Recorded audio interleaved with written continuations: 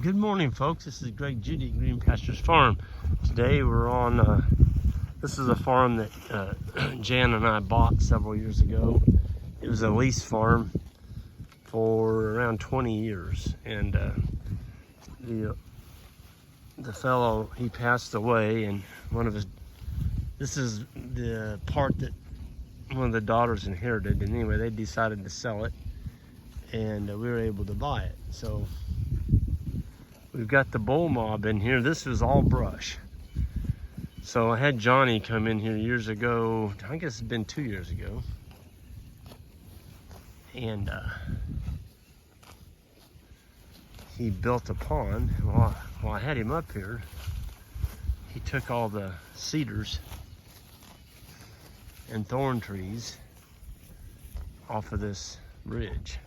This is solid brush. There wasn't any grass in here. And we call this the power line paddock, because this has got a big power line up here that actually is coming from a power plant up north, and it's got a right-of-way through this. This is a 40-acre tract that's hooked on to another 120 that we lease. So we're going to put a tire tank in. When Johnny built this pond up here, we put a pipe in the dam, and I've already, as you can see, now this is a power line from a local co-op. That's just a normal transmission line, but here's the big one. I mean, that is a huge, it's got 3 big lines, and they come through and keep that line clean every year. But you can see this is where the bulls were. They're actually watering now the creek right now. The creek's flowing down there. And but we've been watering off the pond. We just haven't, it seems like everything's going on. Just haven't had the right time to get that put in. But I'll show you. We got the tires. We got a load of tires, and we just got to get the sidewall cut out of one of them. And we're going to put a 2-inch brass valve. Got to get a skid steer in here and get this. That's where the pipe is. That's going to go into the middle of the tank. And there's the shutoff. And up there is the pond, the dam. So this is gonna be nice. We'll get this all scraped off. Of course, nice and flat. It's not real flat right now. We'll get it flat, level, and then the geotextile will go down first. And then we'll hand dig in. No, I'm sorry, back up. There'll be a drain. That's gonna be an easy one right there. Just take the skid steer, dig you a little foot deep trench over to the side of that hill right there, so we can drain it. You want to put a drain in your tire tanks. And then we've got about 16 ton of 1.5 inch rock here. So that rock will go on this pad of the geotextile around the tire once we get the tire on there. Of course, that pipe's going to be cut off flush with the concrete pad on the tank. So yeah, that's a project. We're going to get to it this summer and hopefully have it up and running. Probably do a video on that. I've done one, but it was kind of, I did a piece of this and a piece of that on it, and didn't do it all at one time. It's kind of hard to do all at one time because it does take steps, but we'll do our best. Anyway, this is the bull mob. David and I just moved them, and Ike and Isaac are over moving the other cows. And we're gonna be having the grazing school this week. Yeah, this is Monday. So grading school, the first one, the beginners, is a Friday and Saturday. Boy, it's a beautiful time of the year.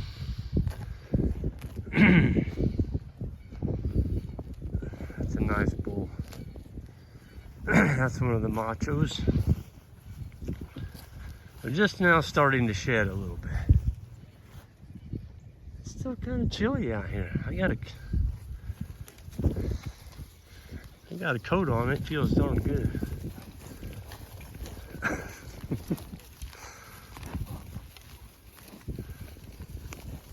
It's funny how these bulls all get used to moving as a group. There was one animal took off down this hill. You're like, well, if that one's going, it must be better down that way. We're gonna go back down that way and check it out. There's plenty of grass up here.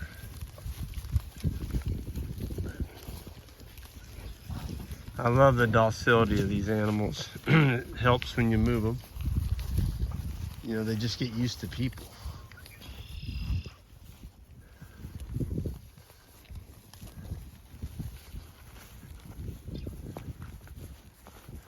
Heard a big old turkey gobbler gobble a minute ago. It still is turkey season. It's the 3rd week. So Missouri has a 3-week turkey season. You can get a total of 2 birds. Boy, you can tell the turkeys have been up here. Look at that. They're flipping these cow pats. I think that's why we grow such big turkeys. They have a lot of good earthworms to eat.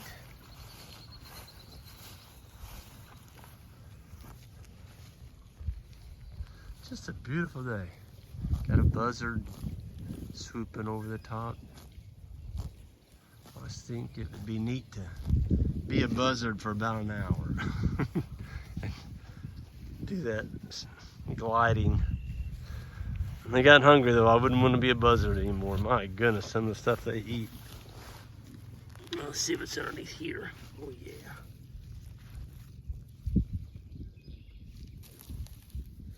Folks, this is pretty poor ground up here. There sure wasn't any earthworms when we bought this farm. But you can see there's a little bit of residue. That's from the hay that we unrolled in the wintertime. Boy, earthworms have got this one broke down pretty good. Look at that. Man, oh man. Look at the worms in there. Oh, golly. I think one of the biggest things that has really helped us is, 20 years ago, yeah, it was about 20, I stopped using all this stuff, pouring all this stuff on my livestock. I stopped using the mineral that had all the fly insecticide in it and all that. And it's really helped our manure piles. They're just full of life. And I can remember before, they looked like frisbees out there. A year later, they just weren't breaking down. Nothing was eating them. And now that we've taken all the poison off of our animals, the manure pasts that come out are just pure gold. Look at that bull. He's eating that autumn olive. He's got grass up to his knees, and he's munching on that autumn olive. I just wanted to show you, you've got to stay on top of these autumn olives. I haven't brush hogged this pasture now for 3 years. And I'm gonna show you what happens when you don't in this area. Now we haven't run sheep in here. We don't have sheep fence. I think we need to get sheep fence in here though. There's a lot of good sheep feed in here. I mean, a lot of it. There's also a ton of coyotes. But we got good guard dogs. But See all the autumn olives coming up in here? That's 3 years. And we found out if we brush hog them off and keep them about a foot tall, the cattle do a lot better job of eating on them, and the deer. I don't want to eliminate all of them, but they are starting to get pretty rank in here. The thing about an autumn olive is if you let it go, I'll show you a spot down here. It's going to be there's a nice bull. That's another one of the machos. Whew, he is thick. He's starting to lose his hair up there on his neck. The winter hair coat's starting to come off. A lot of them are. That one's losing it on his butt. Yeah, and his sides too. Well, he's almost slick.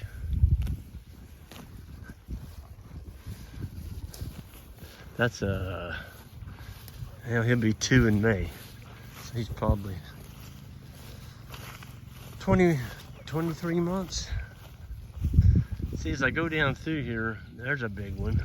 That one's gotten so tall now that they're not gonna eat on that very well. If you keep it short, we call it, basically what you're doing is you're coppicing them. You're just chopping them off. Well, there's another bull's losing a lot of hair. Going back to his summer hair coat. I tell you folks, when these bulls slick off, they just don't hardly have any hair on them. And that's nice in the summertime because they get oily. Get a good oily coat on them. And that really helps you on your fly protection. A good oily coated animal doesn't keep flies on it very well. The flies don't like that surface. Well, there's some really nice legumes coming up in here. It's called hop clover. Some people call it Japanese clover. The old timers around here called it fool's clover. It's really good stuff. Has a yellow blossom on it when it goes to bloom. There's what I'm talking about. Look at that. So there's what autumn olive will do unchecked. That's hard to believe. That's 3 years that hasn't been brush hogged. Look at that. I mean, that's just 7-8 foot tall. It's all right. We'll mulch it, we'll chew that up and deposit it on the ground and build some soil with it. Well, I'm gonna get down this hill. It's just a wonderful morning to be out here with the bull mob, and we're gonna be posting a video on the macho bulls. We're hoping to do it sometime in May. We'll see how it goes. And we'll keep you in tune on that. You all know about it. I'll probably be doing some videos on them, and a really good opportunity for somebody to get, well, there's gonna be a pick of five bulls. That'll be our best. Those are becoming 3-year-olds this year. And they'll give you that 1,000-pound cow that you really need if you're gonna do a forage-based diet to where you can make some money, because you know, $9 to $10 corn, I don't know how you make that work. I don't think there's a way to make it work, but I don't know. That's just me. I've been doing this quite a few years, and you know, we had a lot of people saying that this grass-fed thing was, it's just a fad, it'll pass, and it's not passing, it's growing. And the reason it's growing is because more and more people are finding out that cows are herbivores. And you know what? We can still make a living out here even when there's $10 corn and $1,300 fertilizer. We don't have to use any of that. And these animals don't ask us for any of that. And they're still making a really good living for us on the land. So, yeah, that's where it's at, I think, is feeding them grass. That's what they're designed to do. So folks, I'm gonna go ahead and get out of here. It's a beautiful morning. We're gonna be seeing a bunch of you at the grazing school.